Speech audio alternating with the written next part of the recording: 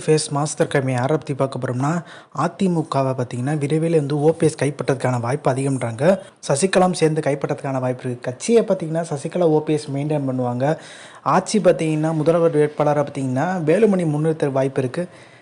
எடப்பாடி பழனிசாமிக்கு பார்த்தீங்கன்னா வேலையே இல்லை அதிமுகவில், அந்த நிலைக்கு கொண்டு போயிடுவாங்கன்ற மாதிரி விஷயம் போயிட்டுருக்கு.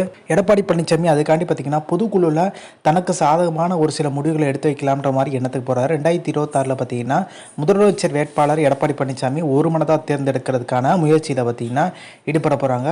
நெக்ஸ்ட்டு பார்த்தீங்கன்னா நிரந்தர பொதுச்செயலாளர் பார்த்தீங்கன்னா நாதான்ற மாதிரி ஒரு தீர்மானம்.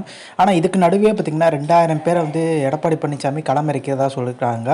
அது மட்டும் இல்லை, வேலுமணி தன்னோட ஆதரவாளர் களமிறக்கி ஓபிஎஸ் சசிகலா இணைக்கின்ற மாதிரி ஒரு ப்ரெஷர் கொடுக்க வாய்ப்பு இருக்குது. வேலுமணிக்கு என்ன சம்மந்தம் கேட்டிங்கன்னா, வேலுமணியை முதலமைச்சர் வேட்பாளராக முன்னிறுத்த பாஜக முடிவு எடுக்குதுல்ல, அப்போ சசிகலா ஓபிஎஸ் தயவு இருந்தால் தான் முடியுன்ற மாதிரி அவரும் யோசிக்கிறாரு.